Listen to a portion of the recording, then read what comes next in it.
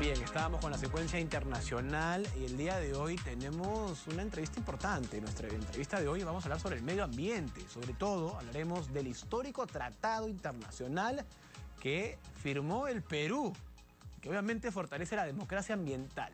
Para ello estamos en el estudio con Aida Gamboa, especialista de Derecho, Ambiente y Recursos Naturales, miembro del DAR. Aida, ¿cómo estás? Bienvenida a Punto de Vista. Y bueno, es un día histórico que quedará, cierto, a la memoria, porque hemos firmado un tratado que va a potenciarnos ¿en qué? ¿Cómo estás? Bienvenida a Punto de Vista. Muchas gracias, Paco, por la invitación. Sí, soy Aida Gamboa, especialista de Derecho, Ambiente y Recursos Naturales DAR. Bueno, Perú ha firmado recientemente, como tú mencionas, este tratado, primer tratado ambiental en América Latina y el Caribe. Es un tratado principalmente de tres derechos fundamentales, ¿no? Acceso a la información, participación ciudadana y justicia ambiental. Es un tratado que se ha venido negociando por 24 países de la región desde el 2012. Desde DAR nosotros hemos participado como sociedad civil también en el proceso de negociación, que ha sido un proceso largo y arduo, dirigido principalmente por la CEPAL.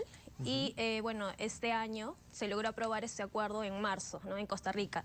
Sin embargo, ahora el 27 de septiembre Perú lo firmó en las Naciones Unidas. Fantástico. Nueva York, con la presencia de la ministra del Ambiente, la señora Fabiola Muñoz. A ver, vamos a hablar un poco hacia los jóvenes y hacia los adultos que nos están viendo. Entendemos la importancia de este acuerdo porque va a potenciarlos también en la conciencia. ¿Cómo estamos en el Perú en referencia a la conciencia de preservar el ecosistema, nuestro medio ambiente, en cultura de reciclaje? ¿Cómo estamos? Sí, bueno, lo que va a hacer este acuerdo es principalmente lo que tú mencionas, ¿no? Promover, ¿no?, que los ciudadanos tengan una conciencia de protección del medio ambiente. Vemos cómo actualmente se viene contaminando mucho, por ejemplo, en la Amazonía, ¿no?, por grandes megaproyectos de inversión extractiva sin infraestructura. Y este acuerdo va a fortalecer a las instituciones públicas y también va a fortalecer las capacidades de los ciudadanos para proteger el medio ambiente, pero sobre todo para hacer efectivo esos derechos, ¿no?, de acceder a información sobre cómo preservar el medio ambiente, sobre los proyectos extractivos, sobre las instituciones públicas en general, sobre información ambiental. Asimismo, que los ciudadanos puedan participar activamente en todas las decisiones públicas en temas ambientales, ¿no?, en las tomas de decisiones que lleva, por ejemplo, el Ministerio del Ambiente, pero no solamente el Ministerio del Ambiente, sino todas las entidades públicas que están involucradas en la protección del medio ambiente. Asimismo, también quería mencionarte que hay un punto súper importante, ¿no?, ambientales, ¿no? Vemos cómo actualmente en América Latina se vienen criminalizando a aquellos que defienden el medio ambiente y el territorio. Hay muchos informes, ¿no?, desde Global Witness y otras instituciones internacionales que han indicado que, por ejemplo, el año pasado se han asesinado alrededor de 300 defensores ambientales en América Latina. Exacto.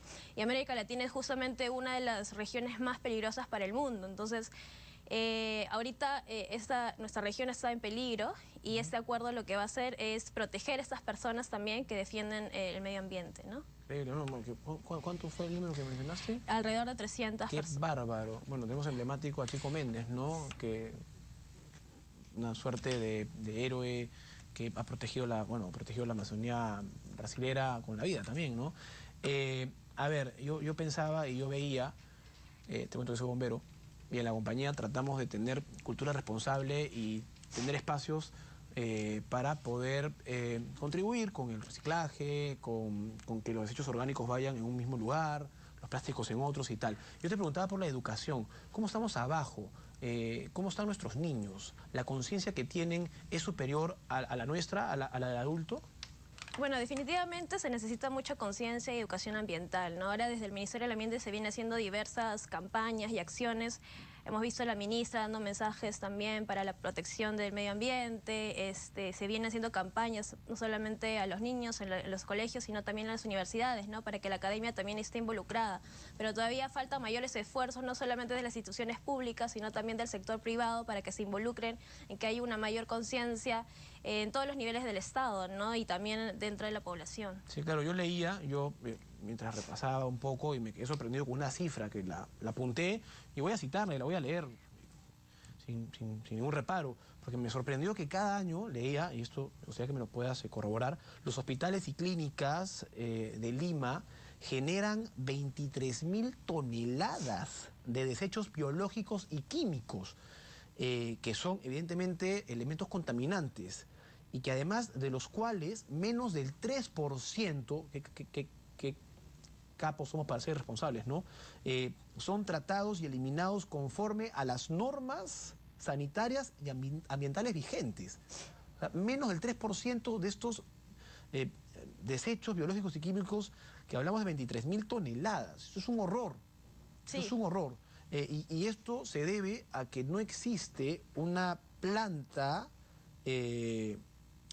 térmica de residuos hospitalarios en el Perú. ¿Esto es cierto? Bueno, como tú mencionas, ¿no? Un rol importante en estas actividades y en lo que tú mencionas, la contaminación de los desechos, lo tiene el organismo de fiscalización ambiental, el OEFA, ¿no? Que es el organismo que está encargado de fiscalizar justamente, ¿no? Que las empresas, el sector privado en general, la población, no contamine el medio ambiente. Y bueno, como tú mencionas, hay mucho por hacer en el país, ¿no? Y no solamente es una realidad que es acá en Lima, sino es a nivel nacional, ¿no? Vemos como, por ejemplo, en la Amazonía el año pasado han habido más de 6 derrames y en estos últimos años han habido múltiples derrames de petróleo, donde vienen afectando la vida de las poblaciones, principalmente los pueblos indígenas, ¿no? Entonces, ¿la minería ilegal? Y la minería ilegal, la tala ilegal, son actividades todavía que necesitan... que no están reguladas y que no están sancionadas. Bueno, ¿con la ley o sí lo están? Bueno, nosotros tenemos un marco normativo amplio, ¿no? De gestión ambiental, de regulación de las actividades mineras, petroleras, eléctricas, ¿no? Pero todavía se necesita que haya mayores esfuerzos, ¿no? De las instituciones públicas, y por eso es que este acuerdo, por ejemplo, va a ser un elemento principal, una herramienta principal para la fiscalización de estas actividades, ¿no? Yo creo que si este acuerdo puede ratificarse por el Congreso de la República, que es el siguiente paso que necesita dar el Perú, va a haber muchos esfuerzos para atacar estos elementos que tú mencionas, ¿no? A ver, te hago una pregunta. ¿Y cómo poder lograr un equilibrio entre el crecimiento urbanístico y la conservación de la biodiversidad? Bueno, hay muchas herramientas, ¿no? La principal es la planificación, ¿no? O sea, se necesita tener una herramienta de planificación a nivel nacional, un plan, por ejemplo, nacional de infraestructura, que aún nosotros no tenemos, ¿no? Para poder planificar bien, pero sobre todo que en esa planificación, que las entidades públicas lo hacen, haya participación activa de todos los actores, ¿no? O sea, la sociedad civil tiene que ser un actor importante en esta planificación, pero también las poblaciones afectadas, ¿no? O sea, y también los gobiernos subnacionales. Desde DAR nosotros tenemos diversas propuestas para atacar estos problemas que tú mencionas, pero creemos que los actores principales es la población, ¿no? La población tiene que ser consciente y tiene que participar en esas tomas de decisiones públicas. Entonces es importante que se promuevan estos temas dentro del país, ¿no? ¿Qué tan lejos estamos como cultura país de un país desarrollado que tiene un plan de desarrollo y tiene una conciencia de población, de sociedad, hacia la preservación de su medio ambiente? ¿Qué tan lejos estamos? ¿Estamos a cuántos años de la excelencia? Bueno, no podría decirte, ¿no? Exactamente cuántos años, pero sí... ¿Estamos muy lejos? Hay un reto bastante amplio, ¿no? ¿Por delante qué nos queda? ¿Por delante? ¿Nos queda mucho trabajo? Yo creo que sí, ¿no? Que nos queda mucho trabajo, pero... principalmente hay que cambiar la conciencia también de las autoridades públicas, ¿no? Porque las autoridades en este momento, y bueno, ya hace varios años se vienen impulsando muchas inversiones, pero no hay una conciencia, ¿no? De proteger el medio ambiente, de tener salvaguardas, ¿no? De respetar los derechos fundamentales, por ejemplo, la consulta previa, que es un tema pendiente dentro del país, ¿no? Entonces, yo creo que los ciudadanos y las instituciones públicas todavía necesitan tener mayor capacidades para justamente atacar estos problemas. ¿Y cómo podríamos lograr que la protección ambiental se pueda incluir en las decisiones del Ejecutivo, del Gobierno? Sí, justamente quería mencionarte un tema, ¿no? Por ejemplo, ahora vemos que se está discutiendo la modificación de la ley de hidrocarburos, ¿no? Que es un tema importante para el país.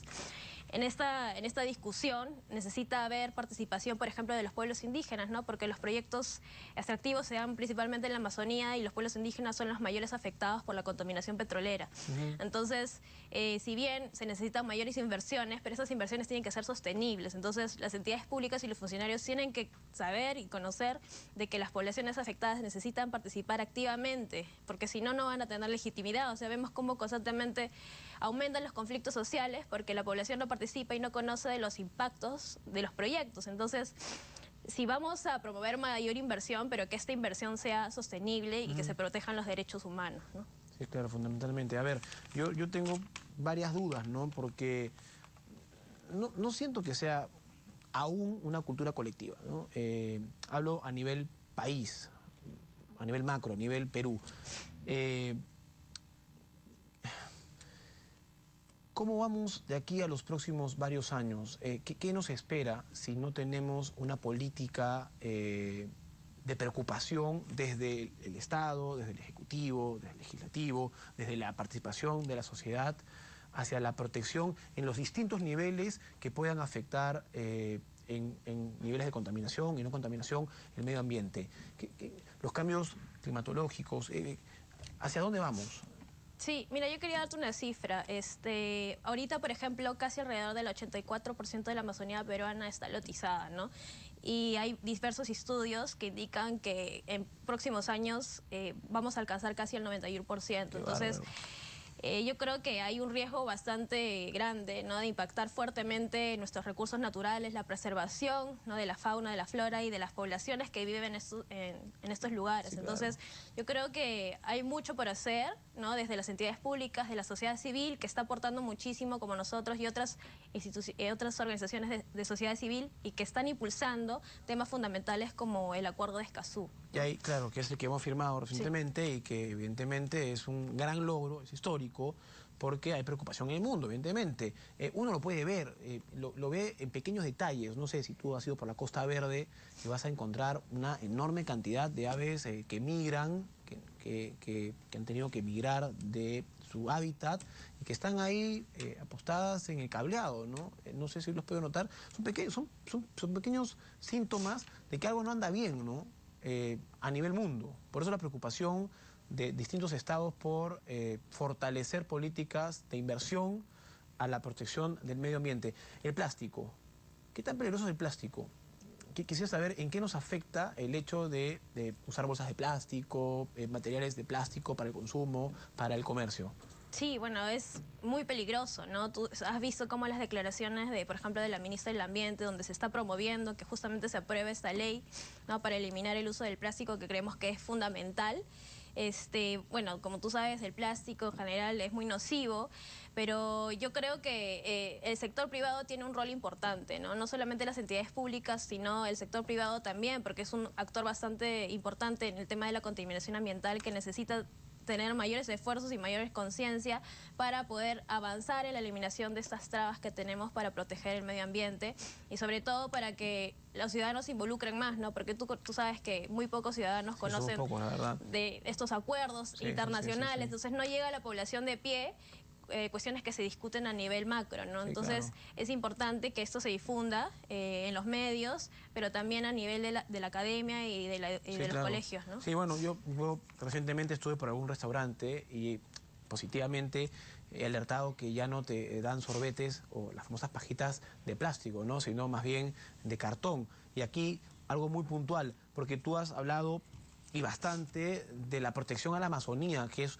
el pulmón del mundo, ¿no? Y yo entiendo tu preocupación y la preocupación de los ambientalistas, que hay que proteger el rainforest natural y nuestra Amazonía, y hay que poner ahí las balas, y hay que poner el esfuerzo.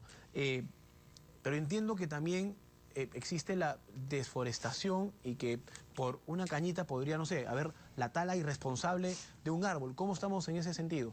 Con esto cerramos. Sí, bueno, sobre la tala ilegal, ¿no? Yo quería también vincularlo a este tratado, porque justamente la tala ilegal, la minería ilegal, son dos actividades que son muy peligrosas para el país y que están, como tú dices, arrasando con muchas zonas de nuestro país. Pero justamente si las entidades públicas tienen la información sobre todo este tipo de actividades y que los ciudadanos puedan conocer esta información, se puede atacar estos problemas. Y este acuerdo va a ser un elemento principal para atacar estas actividades ilegales, ¿no? Es una estupenda noticia y, bueno, felicidades porque ustedes han impulsado desde el año 2012 que finalmente hayamos podido firmar este acuerdo. Gracias, Aida, por haber estado en Punto de Vista. Mil agradecido contigo y, bueno, a seguir luchando. Gracias. ¿No es cierto? Por nuestra vida y por la vida de nuestros hijos, nuestros nietos y de la humanidad. Muchas gracias. Fue Aida Gamboa con nosotros en Punto de Vista. Vamos a una pausa. No te muevas, que venimos con más todavía.